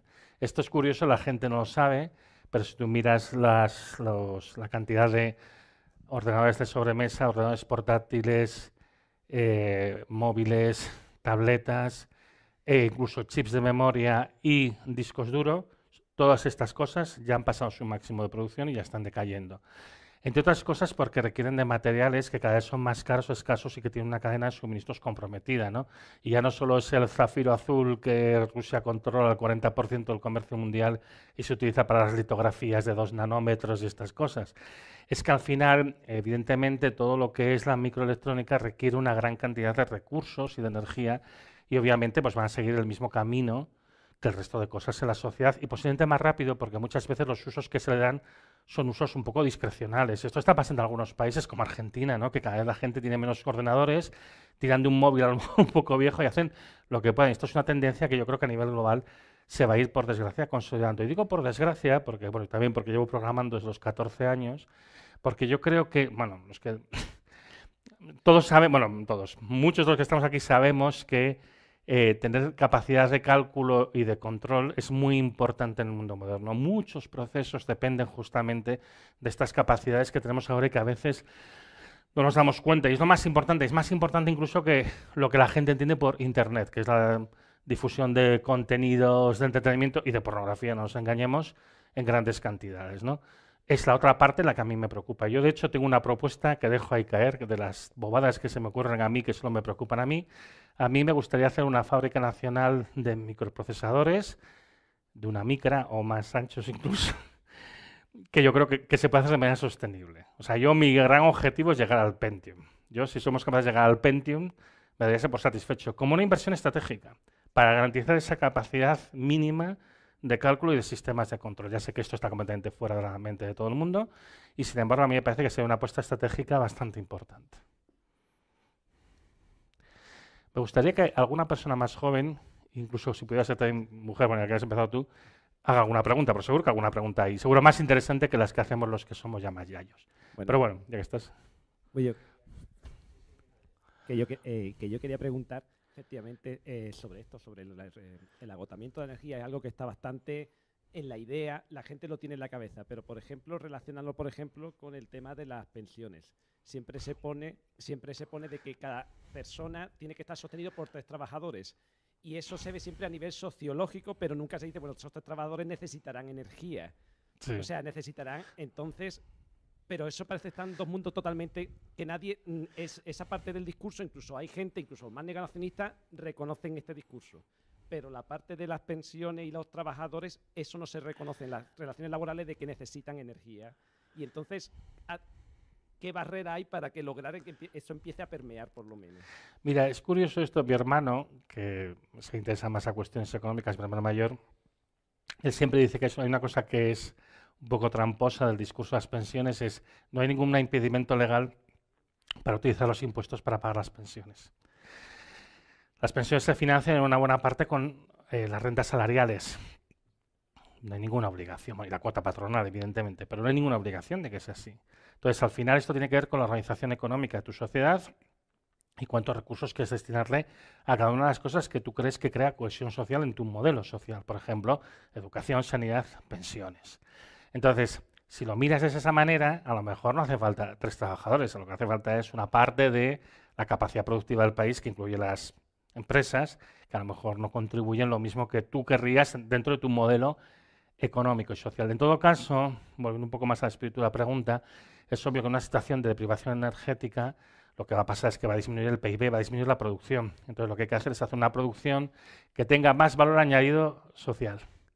Porque el punto del final está ahí. Es decir, hay que hacer aquellas cosas que son más útiles para la sociedad en su conjunto, aunque no sean aquellas que tienen un valor monetario, tal y como lo expresamos hoy en día, más elevado.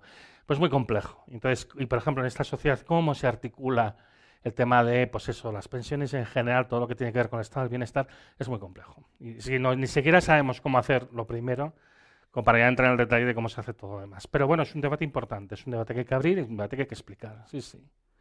De otra manera, si no haces nada, manteniéndote la inercia de los excedentes actuales, al disminuir los excedentes, lógicamente todo el estado del bienestar se cae, como estamos viendo, porque lo que lleva al final es a una reducción de los servicios, precisamente porque hay una disminución de la recaudación, una disminución de la actividad, y lleva pues, a una situación pues, de mayor precariedad.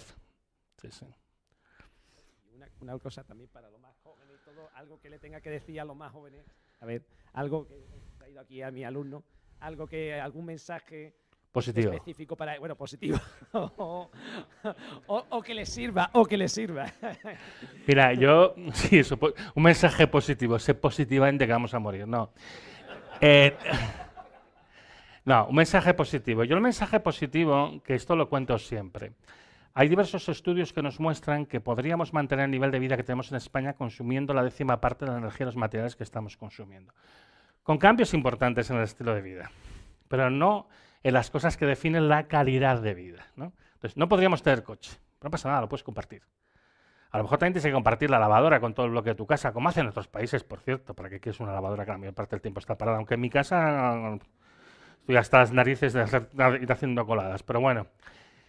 Hay muchas cosas de estas que implican pues, cambios en la organización, pero que implican también una optimización en el uso de los recursos y que de hecho te das cuenta de que muchas de las cosas que hacemos son dilapidadoras sin ningún sentido. Y el ejemplo que pongo siempre, que es de un profesor de la UPC, de Carlos Riba, él siempre cuenta que el 40% del petróleo que se consume hoy en día en el mundo se utiliza para mover de un lado a otro petróleo, carbón y gas. Con lo cual, el día que te encuentras que no tienes petróleo, carbón y gas, te das cuenta que tampoco necesitas tanto petróleo. Hay muchas cosas relacionadas, por ejemplo, con la utilización del vehículo privado, que también tienen un impacto grande, los alimentos, hay muchas cosas en ese sentido. Entonces, yo siempre digo que en realidad, cuando te lo vas a mirar desde el punto de vista técnico, existen muchas estrategias con conocimientos que ya tenemos, sin necesidad de ir al gran esfuerzo de investigación, que la investigación será importante y ayudará, sin duda. Pero ya con lo que tenemos ahora, nosotros podríamos conseguir una sociedad sostenible consumiendo mucha menos energía a nivel de la energía que sí que nos podemos procurar a partir de medios renovables. Con lo cual, eso quiere decir que el problema realmente no es técnico. El problema es fundamentalmente social y cultural. Que alguno me dice, eso es peor. Pero bueno, a lo mejor hay que empezar a decir, no sé, ya sé que suena un poco obsceno, de que el capitalismo no es sostenible. Cosa que, por cierto, ya decían muchos pensadores en los años 70, ya en aquel momento se dan cuenta de esto. Y ahora nosotros estamos sufriendo las consecuencias de esta insostenibilidad. Cualquiera de las personas que estéis aquí, que trabajéis en cualquier ámbito medianamente relacionado con las ciencias ambientales, sabéis del deterioro ambiental masivo que se está produciendo en todos los ámbitos y que está asociado con esta absurdidad de querer crecer siempre en un planeta finito, porque al final no es capaz de absorber todos los residuos que generamos. Ya no solo es que lo digamos 4 pelados como yo, La Agencia Europea del Medio Ambiente, que depende directamente de la Comisión Europea, sacó en enero del 21 un informe que se llama Crecimiento sin crecimiento económico, ¿no? Growth without economic growth. Y en ese informe analizaban si era posible el respeto medioambiental compatibilizarlo con el crecimiento económico. Y la conclusión del informe es que no.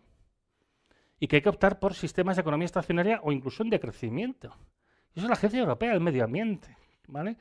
En el informe del Grupo 3 de Mitigación de la R6 de la IPCC, de la última revisión, si tú vas al informe, no el resumen para políticos que está bien maquillado, y esto de hecho tenemos un artículo con Juan Bordera precisamente sobre eso, pero el informe sí, ese tocho de 1.800 páginas que nadie se lee, vale, pues ahí se menciona el decrecimiento varias veces, el trabajo de Timothée Parriquet sobre estas cosas, quiere decir, es una de las alternativas que se está proponiendo. O sea, que yo creo que en general el mundo científico está dando cada vez más un mensaje claro sobre estos temas. Ahora, hay que empezar a hacerlo más, de una manera más clara. O sea, bueno, yo digo, si hasta Su Majestad la Reina lo menciona, pues a lo mejor está diciendo, es que a lo mejor tendríamos que hablar más de esto. Y hablarlo de una manera sosegada y moderada, porque aquí no se trata de señalar con el dedo a nadie. Bueno, a lo mejor sí, pero no sé. Pero no es mi objetivo. Mi objetivo no es decir, es que tú eres muy malo, ¿no? Yo lo que decir, vamos a ver cómo arreglamos esto entre todos, porque es por el interés y el beneficio de todos nosotros, ¿no? Y yo creo que, a ver, si hay libertad de expresión, tendríamos que ser capaces de hablar de cualquier cosa siempre que lo hagamos de una manera respetuosa, que es el punto clave, ¿no? Entonces, hablemoslo. ¿Por qué no se puede hablar de esto? Porque es un tabú. No pasa nada, hablemoslo, intentemos buscar soluciones entre todos, nadie tiene la verdad absoluta, discutámoslo. Pues quizá esta es una cosa que se tiene que hacer más, se tiene que abrir un foro de debate e irlo hablando. Claro, luego me encuentro que luego algún político catalán me mete una pullita así como por detrás, diciendo que no se puede aprovechar la sequía para impulsar, no, para imponer el decrecimiento. Digo, imponer, yo no impongo nada, si ni en mi casa impongo lo que se pone en la tele, joder, yo es que no sé de qué me hablan. O sea que, bueno, en fin, creo que es un debate que se tiene que hablar y que se tiene que hablar sosegadamente, ¿eh? Y en eso pues tendríamos que estar ahora concentrándonos. Eso pensadlo cuando este verano aquí tengáis 50 grados y tengáis que huir a la sierra. Esperemos que no, esperemos que este verano no pase. Pues pensad en estas cosas, que a lo mejor es el debate que tenemos que abrir y también evitaría, pues a lo mejor que ha comentado el compañero, ¿no? Del tema que se sigan diciendo todas estas barbaridades que a veces se dicen, ¿no? Gracias por la charla. Gracias por la charla. ¿Podría comentar brevemente sobre cómo se hace la transición ecológica en China? En China. O energética, sí. Con dificultad. China es un país que todavía, no recuerdo el porcentaje exacto, pero entre el 60 y el 65% de toda la energía que consume, y no solo eléctrica, es carbón. Entonces, no es un buen ejemplo de transición ecológica. Aparte, tienen todas estas minas de extracción de tierras raras y de procesamiento de tierras raras que no se están haciendo a otros lados, precisamente por lo fuertemente contaminantes que son, porque muchas veces lo que se hace son lixiviación, se dejan las bases de lixiviados y se deja un problema ambiental muy bestia. China, de hecho, tiene un problema ambiental impresionante que, de hecho, ha hecho que el gobierno, por las protestas populares, ha tenido que moverse en algunas cosas, por ejemplo, el tema de la calidad del aire, porque ha habido protestas muy masivas. A ver, yo creo que China, una cosa que es importante es que está controlando la mayoría del mercado internacional de producción de elementos renovables como aerogeneradores y fotovoltaicas. Ahora, las 10 principales compañías de construcción de aerogeneradores son chinas y el sector fotovoltaico prácticamente han barrido toda la otra competencia. Pero es un país que justamente ambientalmente no es un buen ejemplo. A lo mejor es lo que quieres decir, ¿no? Que de hecho China es un poco el contraejemplo en muchos sentidos de lo que debería ser una transición verdaderamente ecológica, que se ha primado más el negocio. Aunque yo estoy convencido de que las autoridades chinas son conscientes del problema energético. Yo creo que el problema ambiental les preocupa, pero moderadamente, pero el energético les preocupa mucho, porque evidentemente es lo que compromete su competitividad. Y ellos están haciendo un esfuerzo por hacer la transición, pero claro, de la manera salvaje, y además como China no es un país precisamente muy democrático, ¿no? Podemos decirlo. Hola, Antonio. Yo te diría muchas cosas porque la verdad es que te admiro mucho. Lo primero, gracias en mayúsculas por todo lo que haces, por tus libros, por tus conferencias, por tu blog, por tus comentarios en Twitter y por aguantar todo lo que aguantas. Eso es lo primero. Lo segundo, yo te conocí por desgracia en 2020, por desgracia, me gustaría haberte conocido antes, y me has cambiado la vida, te lo he de reconocer. Yo tenía muchas dudas por ahí, muchas dudas, cosas que no me cuadraban, y fue conocerte a ti y todo empezó a encajar, sinceramente. Tercero, casi siempre estoy de acuerdo con todo lo que dices, pero en una cosa que has dicho ahora no me ha gustado. Bueno, que no me haya gustado, estoy en desacuerdo. Que has dicho lo de la cajera. Si le preguntas a la cajera, yo estoy convencido de que no, la mayoría de las cajeras, la gente en general, no va a pensar lo que tú estás diciendo. O sea, quiero decir, que si le das a elegir a la gente, van a elegir lo mismo que los políticos, más o menos. Básicamente lo mismo. Y por último, ya sí te hago una pregunta. Y es, a ver, yo estoy convencido de que estamos llegando al clímax de la civilización. Vamos a empezar a decrecer muy pronto, queramos o no, como tú has dicho muchas veces. Y me gustaría saber qué piensas de la inteligencia artificial, porque yo creo que ha nacido para morir joven, creo. A ver qué opinas. A ver, bueno, con respecto al tema de la cajera, claro, también quizá hay que matizar un poquito, porque además también quizás es un segmento de población más vulnerable a ciertos discursos populistas precisamente, ¿no? No, yo en realidad mi consideración con la cajera es, si das a elegir entre el crecimiento económico abstracto y la vida de tus hijos, yo estoy seguro de que la cajera, que además las mujeres suelen ser más pragmáticas que los hombres, no nos engañemos, elegirá la vida de sus hijos. Yo eso lo tengo bastante claro, ¿eh? Pero es verdad que depende de cómo se le plantee. Porque según cómo le plantees, pues a lo mejor sí puede elegir la opción que de alguna manera se está llevando. La inteligencia artificial está en peligro, evidentemente. ¿Por qué? Porque desde hoy el modelo que tenemos es un modelo muy consumidor de recursos. Yo, de todas maneras, como yo había al principio de mi tesis doctoral trabajado en lo que es los gérmenes de lo que ahora es la inteligencia artificial, y entonces un poquito de qué va y un poquito lo seguido, yo estoy convencido de que se puede mejorar muchísimo la eficiencia de la inteligencia artificial, empezando por la manera de hacer el entrenamiento. Yo creo que hemos optado por los sistemas más simples, porque como había una gran abundancia de capacidad de cálculo y de datos, hemos optado por el modelo más sencillo. Pero yo creo que la eficiencia se puede mejorar mogollón. Además, la inteligencia artificial creo que es una herramienta útil. Es una herramienta, yo también creo que a veces se exagera lo que es. Yo creo que es una herramienta muy, muy, muy útil si se utiliza correctamente. También hay que pensar que a lo mejor una de las cosas que hay que hacer, yo por ejemplo veo los entrenamientos a inteligencia artificial, yo creo que un poquito de análisis previo, un poquito de criterio en el sentido de darle algunas reglas de asociación, no le pongas simplemente los datos a lo bruto, porque eso implica también más esfuerzo, también de generalización y evidentemente una peor generalización. Tienes que ir con cuidado de no sesgarla, pero yo creo que hombre, algo se puede mejorar, ¿no? Entonces, particularmente yo creo que se puede mejorar mucho la eficiencia de la inteligencia artificial y es una herramienta útil. Ahora bien, ¿quiénes son los que lideran el proceso ahora mismo de las inteligencias artificiales? Pues las empresas que tienen la misma mentalidad de las que nos han llevado hasta el atolladero, con lo cual el riesgo de que ellos vayan directos contra el muro a 200 km por hora es enorme. El riesgo de que nos carguemos esto, como tantas otras cosas, es gigantesco. A ver, que hace unas semanas, por un tema de rentabilidad y de no saber discutir, han estado a punto de hacer un apagón en España que hubiera costado semanas remontar. O sea, se ha llegado a este nivel de no sé si es de psicopatía o falta de empatía o de qué. Pero evidentemente, que quiere decir que esta gente son capaces de cargárselo todo.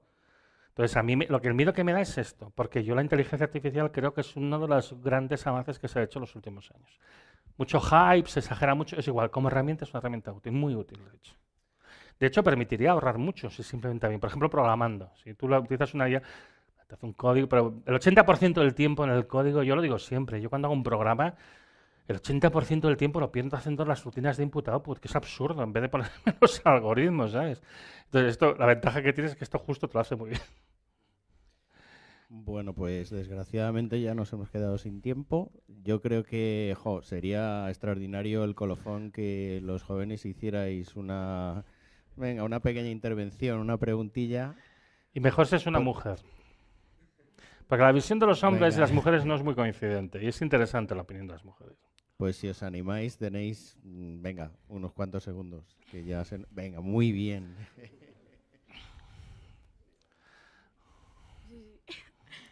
Vale, yo tengo una pregunta, que es que, ¿qué podemos hacer? Bueno, aparte de lo que nos dicen siempre, de reciclar, reutilizar y tal, que eso ya lo tenemos muy escuchado, pero ¿qué podemos hacer nosotros a nivel individual, los jóvenes? Porque yo he salido como un poco catastrófica de la charla.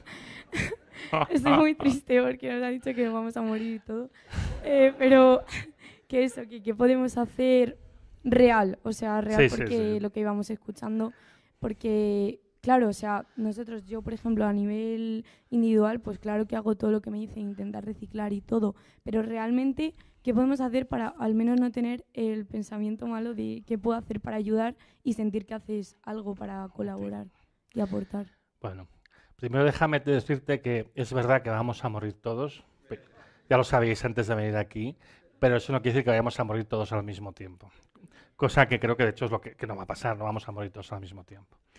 Es muy pertinente todo lo que has dicho. Son ideas muy lógicas, muy claras y además yo creo que sintetizan bastante bien una serie de cosas que a mí me da pie para para contestarte.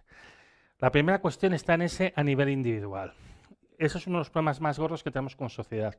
Los problemas que yo he descrito son problemas de la sociedad. De hecho, toda la charla que yo he hecho es una charla política, en el sentido propio del término. ¿Qué es lo político? La polis, lo de la ciudad, lo que interesa al ciudadano. Estas son cosas que nos interesan a todos como ciudadanos, como ciudadanas, como personas que estamos implicados en nuestro mundo. Hay como un cierto repelús a decir que algo es político, pero es que por definición realmente lo es. Además, justamente en Grecia, la persona que no se interesaba por los asuntos de la polis, por la política, se le llamaba idiota. Es el término griego que se utilizaba, que ahora ha llegado a nuestros días para decir, pues eso, alguien un poco lo mismo. Bueno. En cualquier caso, lo más importante en esto es darse cuenta de que aunque a nivel individual se puede hacer muchas cosas, ya te comentaré, sobre todo la acción tiene que ser colectiva. Uno de los problemas más gordos del capitalismo, el capitalismo no solamente es un sistema socioeconómico, es un sistema principalmente cultural y de valores. Y uno de los valores del capitalismo es el individualismo. Y es esta idea de que ¿qué puedo hacer yo individualmente? Individualmente tú puedes hacer poca cosa, pero conjuntamente con el resto de gente puedes hacer muchas cosas, porque tú para empezar lo que eres una ciudadana. Y los ciudadanos se supone que entre todos somos el pueblo. Y nosotros tenemos cierta capacidad de influir en nuestros representantes. Perdemos la esperanza de que eso se pueda hacer, pero es que es justo lo que tenemos que hacer. Y tenemos que construir iniciativas, posiblemente desde abajo a un nivel más local. Hay mucha cosa que se puede hacer, ya te comentaré. Pero en general yo creo que tenemos que tener en cuenta que esto es un reto de sociedad y se tiene que plantear colectivamente.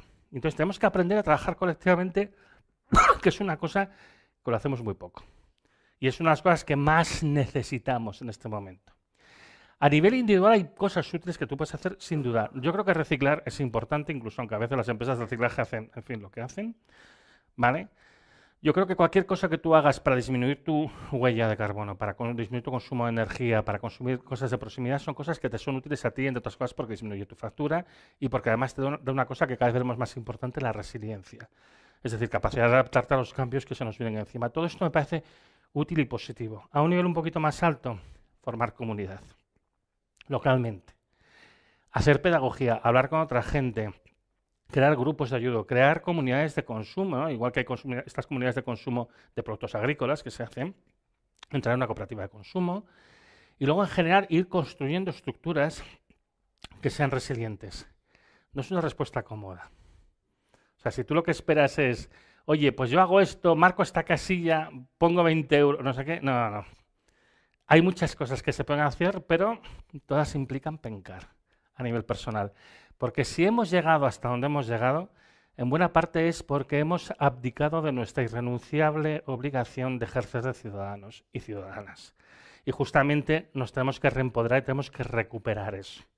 Y eso de otras cosas quiere decir que en este estado actual de degradación, de desverbetración, estamos viendo, perdón, lo tengo que decir, lo que ha pasado en las elecciones, que ascienden opciones populistas, que su única idea es vamos a destruirlo todo, porque la gente está cabreada, que yo lo entiendo muy bien, pero esa no es una forma muy constructiva de hacer las cosas.